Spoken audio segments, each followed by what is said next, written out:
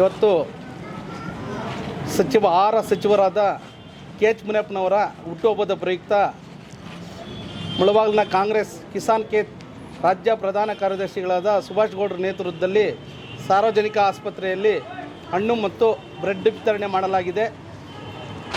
ಏನಿವತ್ತು ನಮ್ಮ ಸ್ನೇಹಿತರಂತ ಸುಕುಮಾರ್ ಹೇಳ್ದಂಗೆ ಇವತ್ತು ನಮ್ಮ ನೆಚ್ಚಿನ ನಾಯಕರಾದಂಥ ಕೆ ಎಚ್ ಮುನಿಯಪ್ಪ ಜಿ ಅವರ 77ನೇ ವರ್ಷದ ಹುಟ್ಟುಹಬ್ಬದ ಪ್ರಯುಕ್ತ ನಾವು ಇವತ್ತು ನಮ್ಮ ಬೆಳಗ್ಗೆ ಕೂಡುಮಲೆ ಶ್ರೀ ವಿನಾಯಕ ದೇವಸ್ಥಾನದಲ್ಲಿ ಅವರ ಹೆಸರಲ್ಲಿ ಅಭಿಷೇಕ ಮಾಡಿಸಿ, ಆಮೇಲೆ ಆಂಜನೇಯ ಗುಡಿಯಲ್ಲಿ ಮಾಡಿಸಿ, ಆಮೇಲೆ ನಮ್ಮ ಕಾದ್ರಿಪುರ ಶ್ರೀನಿವಾಸ ದೇವರ ಹತ್ರ ಅರ್ಚನೆ ಮಾಡಿಸಿ, ಮತ್ತು ಇವಾಗ 11:30 ಇಲ್ಲಿ ಬ್ರೆಡ್ಡು ಹಣ್ಣು ಇವೆಲ್ಲ ವಿತರಣೆ ಮಾಡಿದ್ದೀವಿ.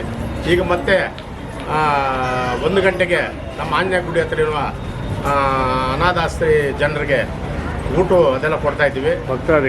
ಭಕ್ತಾದಿಗಳಿಗೆ ಮತ್ತು ಊಟನೂ ಏರ್ಪಡಿಸಿದ್ದೀವಿ.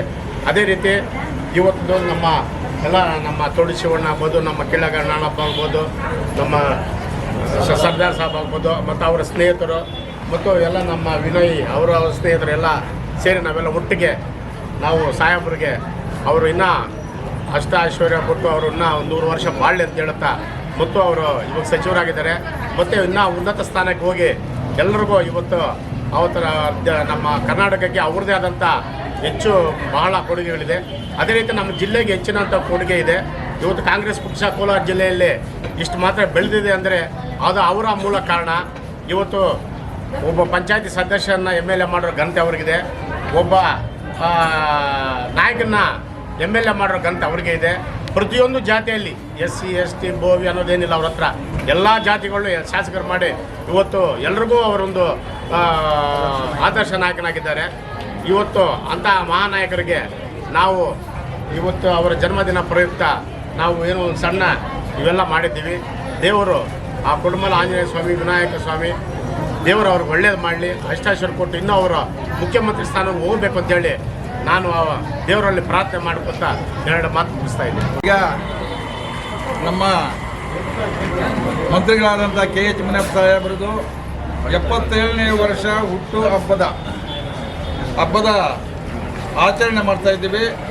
ಇಲ್ಲಿ ನಮ್ಮ ಸುಭಾಷ್ ಗೌಡು, ವಿನಯ್, ಇವರೆಲ್ಲ ಶಿವಣ್ಣ, ಶಿವಕುಮಾರ್ ಇವ್ರ ನೇತೃತ್ವದಲ್ಲಿ ಹಾಸ್ಪಿಟಲ್ನಲ್ಲಿ ಬಂದು ಹಣ್ಣು ಹಂಪಲುಗಳು ಬ್ರೆಡ್ಡು ಎಲ್ಲ ಕೊಡ್ತಾ ಇದ್ದೀವಿ. ಅವರು ಈ ಕೋಲಾರ ಜಿಲ್ಲೆಯಲ್ಲಿ 7 ಬಾರಿ ಸತತವಾಗಿ ಗೆದ್ದುಕೊಂಡು ಬಂದಿರತಕ್ಕಂಥ ಕೆ ಎಚ್ ಮುನಿಯಪ್ಪಾಜಿಯವರು ಅವರಿಗೆ ಮತ್ತೆ ಇಲ್ಲಿರ್ತಕ್ಕಂಥವರು.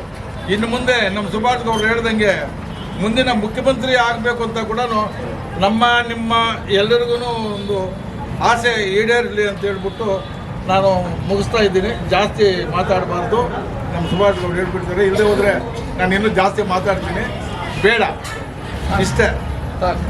ಇವತ್ತು ವಿಶೇಷ ಏನಂದರೆ ನಮ್ಮ KS ಸಾಹೇಬ್ರ ಬರ್ತ್ಡೇ ಇತ್ತು ನಿನ್ನೆ. ಇವತ್ತು ಆಚರಣೆ ಮಾಡ್ತಾಯಿದ್ದೀವಿ. ನಮ್ಮ ರಾಜ್ಯಕ್ಕೆ ಗುರು ಅಂತ ಹೇಳ್ಬೋದು KS ಮುನಿಯಪ್ಪ ಸಾಹೇಬ್ರು ಅಂದರೆ. ಅವ್ರು ನೋಡಿಕೊಂಡೇ ನಾವು ರಾಜಕೀಯಕ್ಕೆ ಬಂದಿದ್ದೀವಿ. ಇವಾಗ ನಮ್ಮ ಸುಭಾಷ್ ಗೌಡರು, ಸುಕುಮಾರು, ತರಡಿ ಶಿವಣ್ಣ,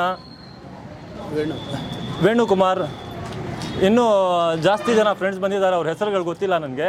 ಇವರೆಲ್ಲ ಸೇರಿ ಇವತ್ತು ಹಣ್ಣು ಹಂಪಲುಗಳನ್ನು ವಿತರಣೆ ಮಾಡಿದ್ದೀವಿ ಗೌರ್ಮೆಂಟ್ ಹಾಸ್ಪಿಟ್ಲಲ್ಲಿ. ದೇವರು ಅವರಿಗೆ ಅಷ್ಟೈಶ್ವರ್ಯ ಕೊಟ್ಟು ರಾಜಕೀಯವಾಗಿ ಇನ್ನೂ ಮುಂದಕ್ಕೆ ಹೋಗಲಿ, ನಮ್ಮ ಮುಂದಿನ ಮುಖ್ಯಮಂತ್ರಿ ಆಗಲಿ ಅಂತ ನಾವೆಲ್ಲ ದೇವರಲ್ಲಿ ವಿನಂತಿ ಮಾಡ್ತಾ ಇದ್ದೀವಿ.